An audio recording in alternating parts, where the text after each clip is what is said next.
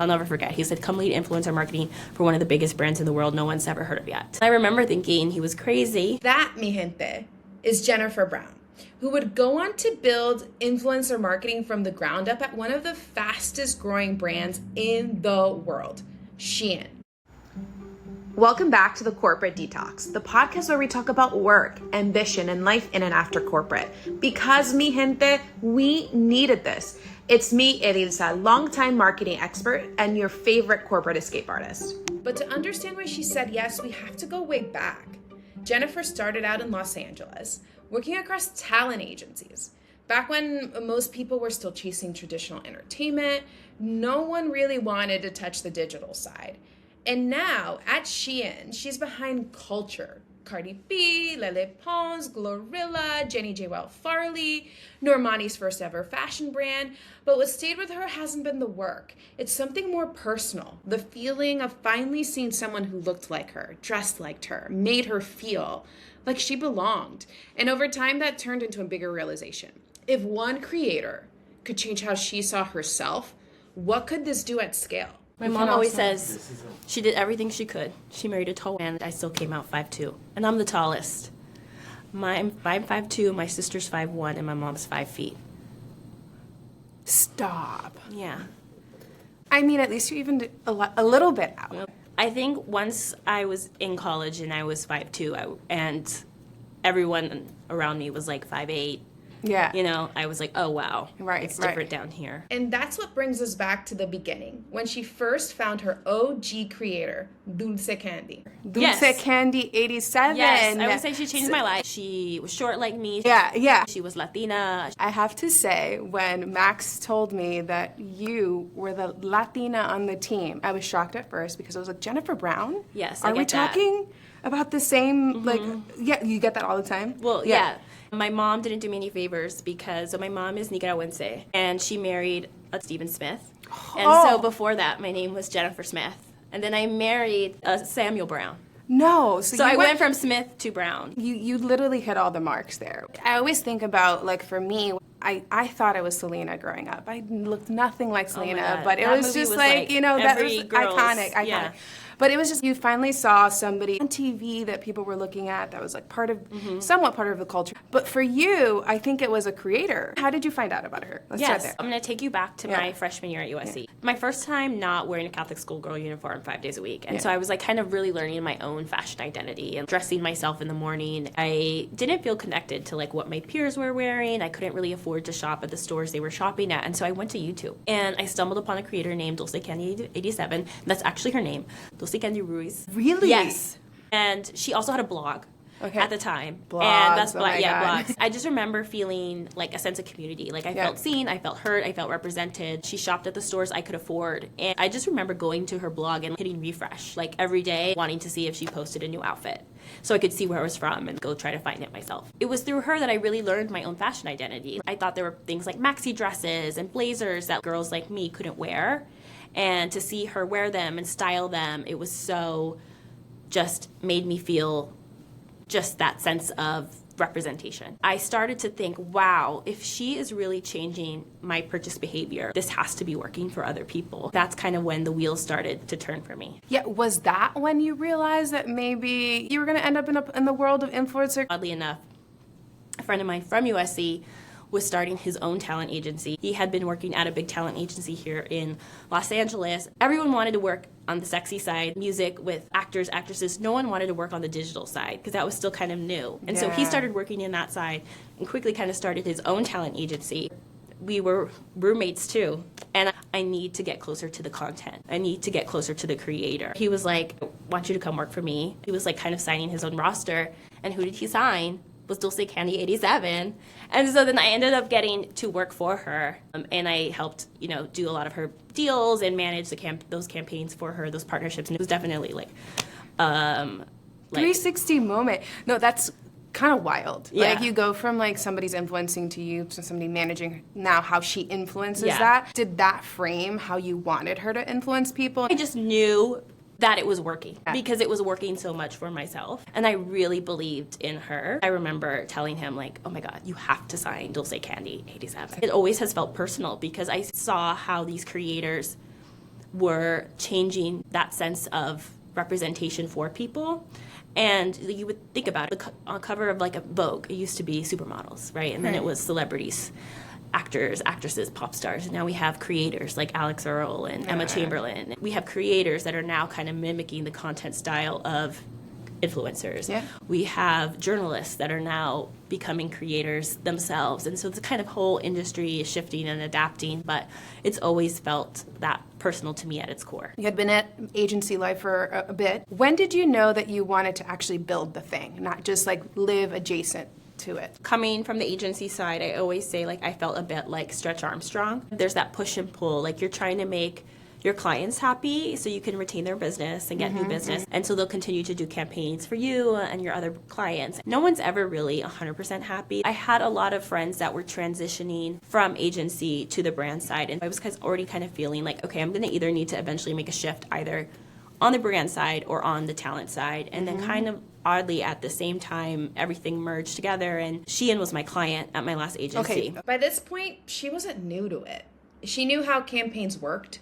She knew how creators moved. She knew how the machine ran. But there's a difference between being in it and actually building it, you know? And for a lot of people, that's where things quietly stall.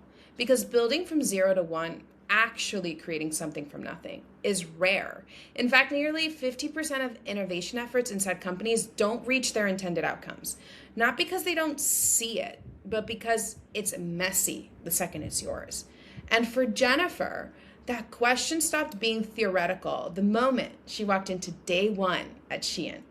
Day one when you were walking in, what did you walk into? It was me. It was me and a laptop. It was George, and it was a small campus team, a graphic designer. You know, even I remember just seeing things like, okay, you know, George, I have an idea about social. Like, I think we should be doing this kind of thing. And he's like, okay, here's the password to Instagram. Like, go, do it.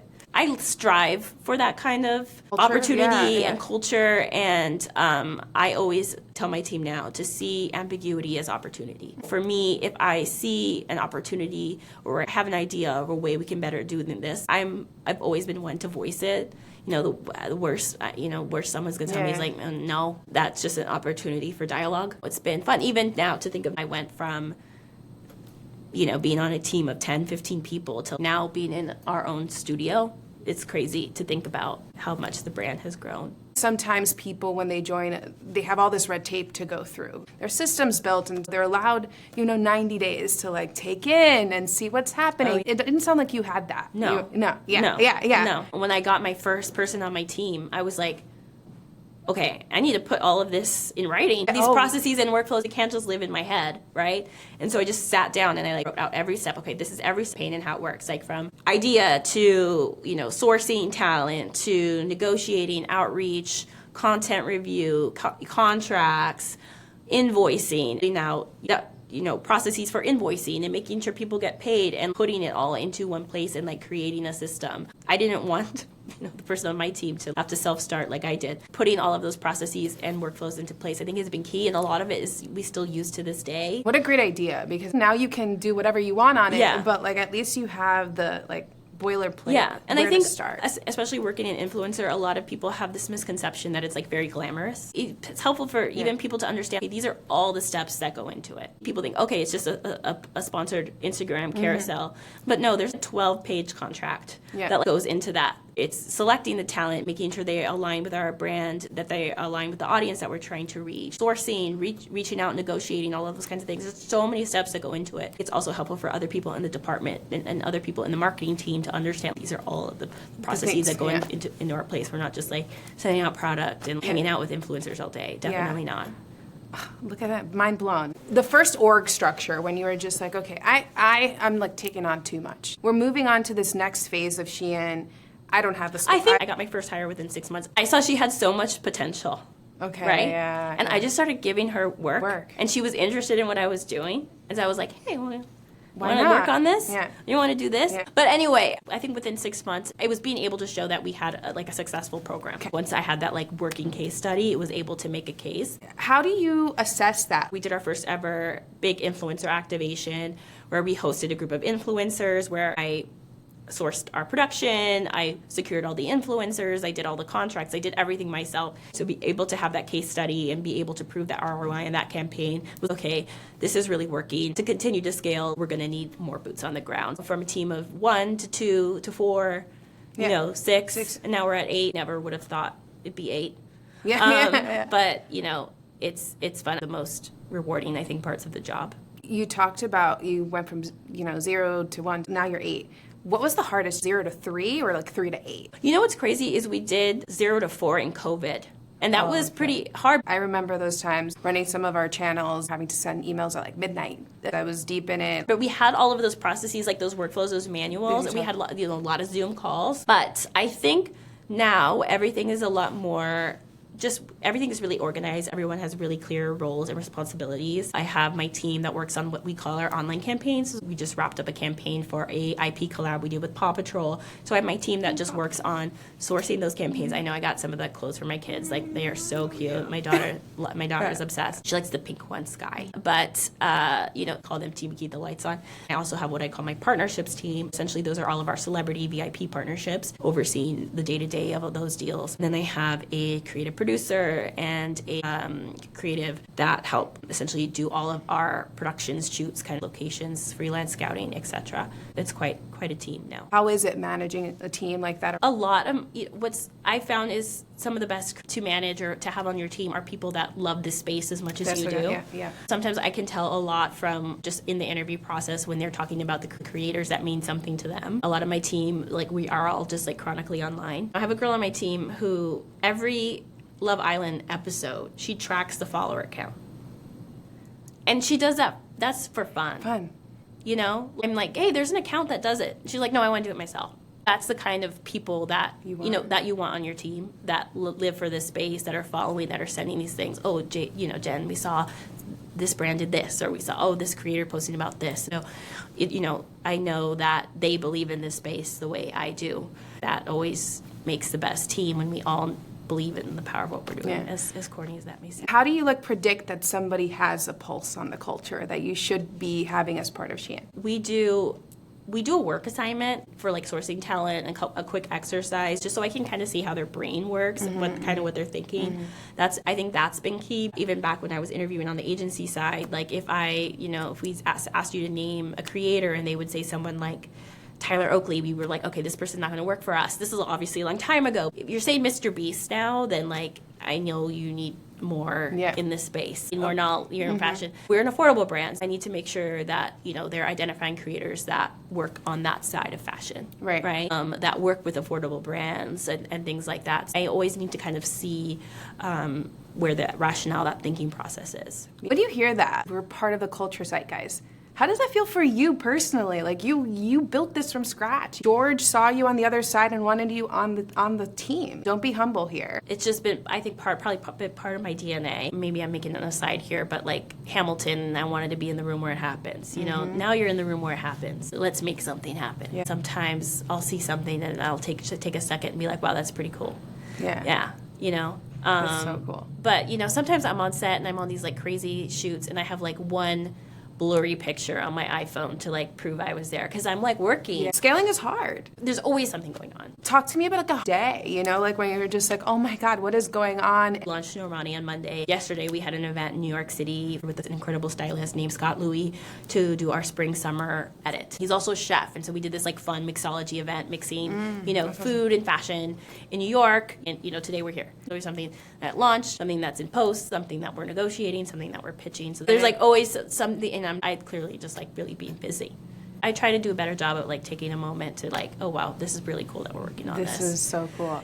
I feel there's always a thread through line that has to be what makes you successful. For me, Sunday mornings, I just go through emails and just crank them out. It clears up my inbox. By the time I'm on Monday, I'm just focusing on work. Yes, people will complain about it. It is weekend creep, but what makes you successful? Do you create a block of calendar that's for you? Do you work from 7 to 8? What is it that makes this run? Yeah, I always say influencers don't work 9 to 5. So like working an influencer, like Yeah. you can't expect a 9 to 5. Yeah. Like, creators can call you, FaceTime you at like all hours of the night, and you have to answer and be there. But I think for me, our project management software called Asana, we can see every step that's part of the campaign process. It helps as a marketing team. It helps us. People know, okay, I'm responsible for reviewing this piece of content. I'm responsible for sending this asset for approval. It helps hold the team accountable. It helps take out that question of who's doing what. We're kind of constantly looking at it at the end of every campaign saying, okay, this step took too long. What can we be doing better to optimize this part of the process? This took more time in post-production. Maybe we need to add more time into our post-production timeline so we're not like spiraling to get something launched on time. Everything is linked out there on Asana. Well, you must live and breathe by it because you're running some pretty big partnerships. What is the one thing you recommend to somebody that you're just like, this is the way you build from a ground up. This is the way to execution. This is how you succeed. Honestly, this may sound crazy, but lean in.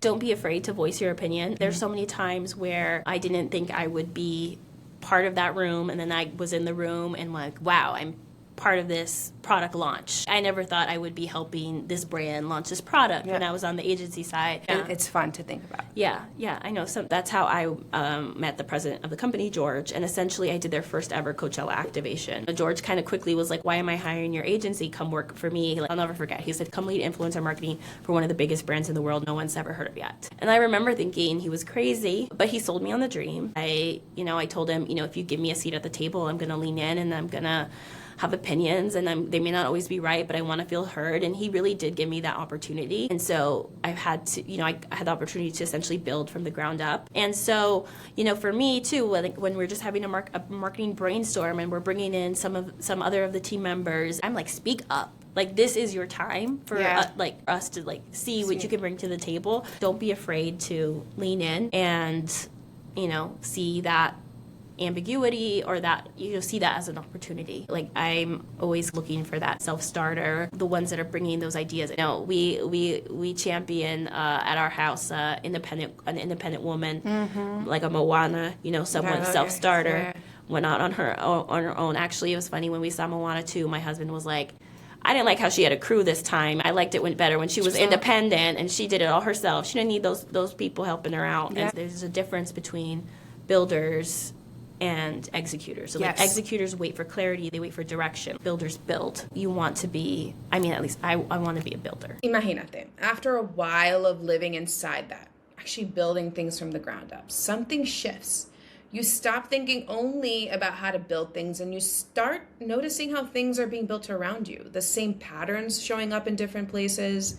What used to feel like these little isolated moments start to connect, and it feels a little different. Less like you're figuring it out and more like you can finally see what's happening while it's happening. Because once you've built it, you stop seeing it like everyone else. And that's where it gets fun, y'all.